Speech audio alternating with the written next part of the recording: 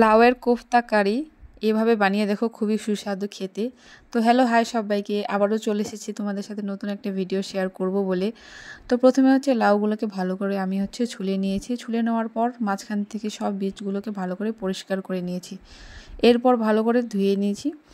ধুয়ে নেওয়ার পর দেখো একটা গ্রেটারের সাহায্যে, মিডিয়াম গ্রেটার দিয়ে ভালো করে সবগুলোকে গ্রেট করে নিচ্ছি। গ্রেট করে নেওয়ার পর কিন্তু ভালো করে চিপে চিপে সব জলটাকে বার করে দিতে হবে। আর নিয়েছি দুটো বড় সাইজের পেঁয়াজ, এই দুটোকেও আমি ভালো করে গ্রেট করে নিয়েছি। তোমরা পারলে লাউটাকে দুবার করে তোমরা জল বার করে নেবা, কারণ কি নাহলে বেসনের পরিমাণটা অনেকটা বেশি দিতে হবে। তো এরপর দিয়ে দিচ্ছি আদা বাটা, দিয়ে দিলাম লঙ্কা বাটা, দিয়ে দিলাম সামান্য হলুদ, দিয়ে দিলাম লবণ। এরপর দিয়ে দিব ধনে গুঁড়ো আর দিয়ে দেবো জিরে গুঁড়ো। এই সবগুলোকে দিয়ে ভালো করে একদম মেখে নেব। লাউটাকে যত পারবা জলটাকে ঝরিয়ে নেবা, না হলে কিন্তু জলের বেসনের পরিমাণটা খুব বেশি দিতে হয়, তখন কিন্তু লাউয়ের স্বাদটা আর বেশি থাকে না।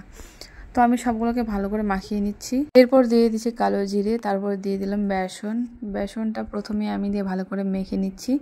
তারপর আমার মনে হলো যে আমার আরও বেসনের দরকার, সেজন্য আমি আরও একটু বেসন দিয়ে দিলাম, যাতে সব জিনিসগুলো একসাথে মাখো মাখো হয়ে যায়। দেখো এবার আমি গোল গোল করে নিচ্ছি, একদম গোল হয়ে যাচ্ছে। তো তোমরা গোল করে নিতে পারবা, চাইলে তোমরা বড়ার মতো ভেজেও নিতে পারবা। এরপরে সব আমার গোল করা কমপ্লিট। এবারে সবগুলোকে আমি গরম তেলের মধ্যে ফ্রাই করে নেব।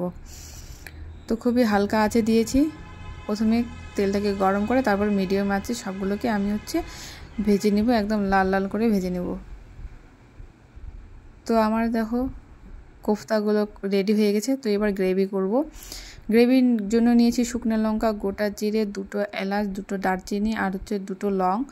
প্রথমে দিয়ে দিলাম জিরে, তারপরে দিলাম সবগুলো গোটা মশলা, তারপর দিয়ে দিলাম পেঁয়াজ গ্রেট করা, যেটা গ্রেট করে রেখেছিলাম সেই পেঁয়াজটা দিয়ে দিলাম।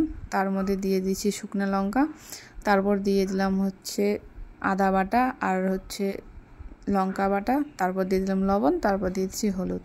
এই সবগুলোকে দেওয়ার পর ভালো করে ভেজে নিয়েছি। ভেজে নেওয়ার পর একটু জল দিয়েছি। জল দিয়ে দেওয়ার পর কালারের জন্য দিয়ে দিলাম কাশ্মীরি লাল মির্চ পাউডার, তারপরে দিলাম জিরা পাউডার, দিয়ে দিলাম ধনিয়া পাউডার। সবগুলো দিয়ে দেওয়ার পর ভালো করে আরও কষিয়ে নেব।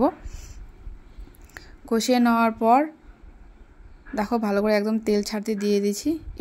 এরপর 3টা টমেটোকে ভালো করে পেস্ট বানিয়ে এর মধ্যে দিয়ে দিয়েছি।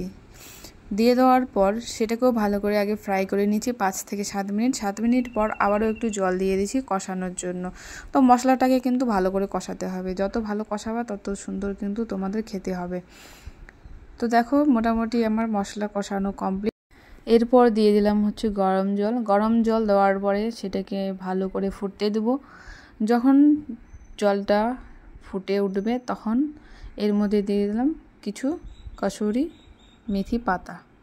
তো এরপরও আমি গরম মশলা দিব আর সামান্য চিনি দেব।